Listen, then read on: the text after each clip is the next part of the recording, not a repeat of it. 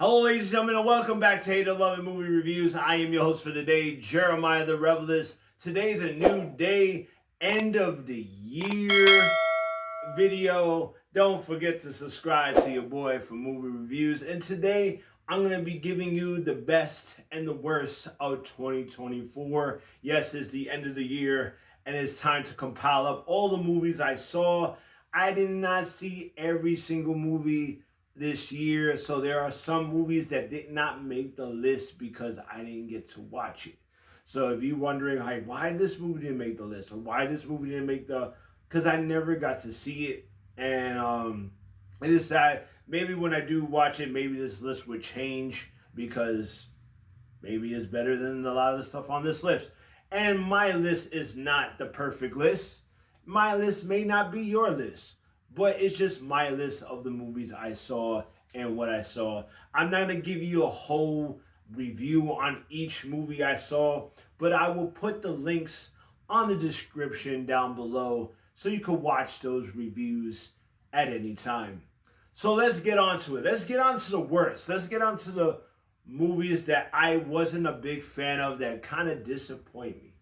And that's going to go into the one movie that kind of really disappointed me this year was Venom: The Last Dance. That's right, Venom: The Last Dance disappointed me. You know, I love the last two films, but with this movie, for some apparent reason, I felt like this is where Sony just don't care anymore. You know what I'm saying? They put a Venom film that they actually cared about, and now it's like, since we don't care, we're not gonna, give a Venom a great ending.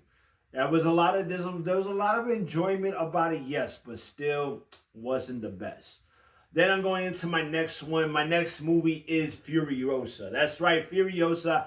A lot of people liked it. I was one of those that didn't like it. And the reason for that was because I just didn't like the fact that we didn't get too much Annie Taylor-Joy in it. It was like at the last half, and that was the most enjoyment half of the film. Yes, I did like the origins on when she was young, like when she was a little kid and how she got through, until now. But they stood too long with that, and it kind of got it boring after a while. So it just didn't hit me. You know what I'm saying? And then after that is going to be Lisa Frankenstein. That's right, a movie that probably everybody forgot about. Lisa Frankenstein, because I sure did. You know what I'm saying? I thought this was going to be a fun comedy, Heather's type of thing, but it didn't really hit. It did have some enjoyment in it. I did enjoy some of it. I did not hate this film, but it was one of those movies that I was really looking forward to and really forward to having fun because I like the movie Heathers, and I was hoping that this movie would work. So going into my top two movies that I did not like this year, or it just wasn't the best. Number two was Kraven. Yes, Kraven the Hunter. That movie, it had some enjoyment. It's funny how I enjoyed some of that movie, but that movie was bad. That movie was just terrible. Once again, Sony not giving a shit about their universe. Freaking Aaron Taylor Johnson, he did a great job for what he had as Kraven. If they can get better writers and make a better film, I think he'd be a great Kraven. I would like to see him as Kraven, but in a better atmosphere, if you get what I'm saying. So going on to the number one movie that I hate the most of this 2024, and that is Madam Web. That's right. I couldn't stand this movie. I wanted to like this. I really did. I thought it was going to be one of those like 90s, early 2000s Spider-Man films. I thought I was going to have a great time, but it just wasn't so great. There was a lot of decisions they made in this movie that just made no type of sense, and it didn't even fit the Spider-Man universe that well. It was just so hard to watch, and I hope I never watch this movie ever again. So yeah, those are my top worst of this year. So let's get on to the best. My top 10 favorite movies of this year.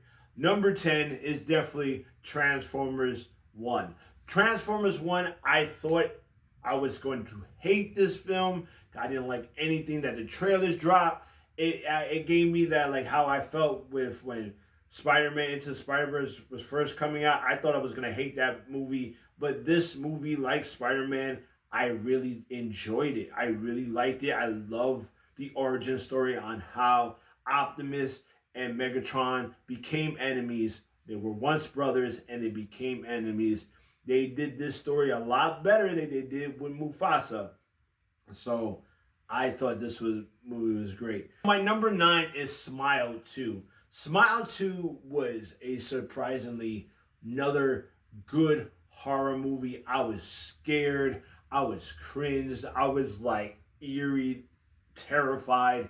And I just love the way they mixed the story between a pop culture idol and this smile demon. It worked really well. It made it more relatable in a way of than the last film.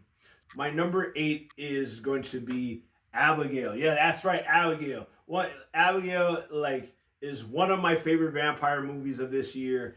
Like this movie was great. It was funny.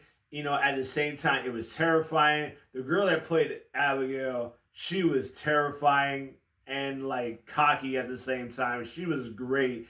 If you want a like movie that's like you're trapped in a house with a vampire and a scary but dark comedy, you're gonna like this movie. It is a fun time. My number 7 is gonna be Nosferatu. That's right, Nosferatu. I really did like this movie. Robert Eggers did a really good job of bringing the fear, bringing the motion. Like, you know, even though Nosferatu's not on the screen, his presence, his voice was scary.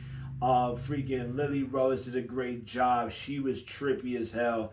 Bill Skarsgård played the hell out of freaking Count Orlok. He did an amazing job as well. This is a vampire movie you should check out. My number 6 is definitely Wicked. Yeah, Wicked was another one of those surprise hits for me because I am a big Wizard of Oz fan. When I watched the trailers, I was not feeling it at all because I am not a Ariana Grande fan at all. And I go into this movie and I actually enjoyed it. I love the music. I love the character development. I love how Alphaba, the transition of how she became the Wicked Witch and how the Wizard of the Oz portrays Alphaba. I just loved it. It was fun. It was a good time. We're going into my top 5 movies of this year. And my top 5 movie of this year, and I don't care what anybody says because I'm a huge anime fan, Lord of the Rings, War of the Rohirrim. That's right. I really did enjoy this movie. The visuals, the story, how it was grounded, how it's in the Lord of the Rings lore, but it's more contained story. I really enjoyed it. The animation was beautiful.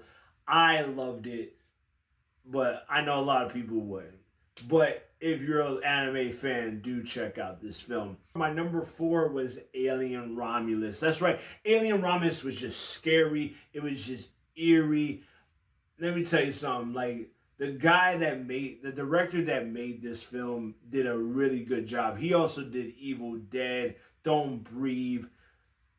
The man went back to the original, went to practical, eerie effects, and what made the original scary, he made this the same exact way of making it scary. I can't wait for the sequel to Alien Romulus. I hope they bring in Alien vs. Predator because the director wants to do Alien vs. Predator. I hope they do that. Let's go. My number 3 movie of this year is going to be Dune 2. That's right, Dune 2. I love the first one, but the second one was even better because we got the war, we got the writing of the Sand Wars, Paul Atreides, his turnaround was like messed up, and everything about this movie was just grand. It was epic. I can't wait for the third one. I actually do enjoy Dune Prophecy. That show is really good. A lot of people don't like that show, but I really enjoy Dune Prophecy. You should check it out. You should check out the Dune series, period. We're on the top 2, right? We're on the top 2. And my number 2 of this year is, that's right, Sonic 3. I don't care what anybody says. Sonic 3, I had so much joy. I had so much laughter. Dr. Robotnik, Jim Carrey, playing 2 Robotniks.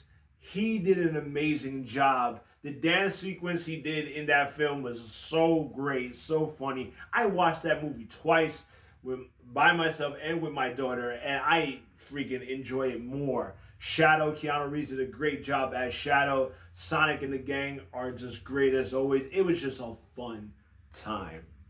And now, my number 1, my number uno, my favorite movie of 2024 is Deadpool and Wolverine. That's right. I love this movie. I more than love this movie because the interaction between Hugh Jackman and Ryan Reynolds, Deadpool, Wolverine, their bantering, their bickering were great. The comedic chops were funny.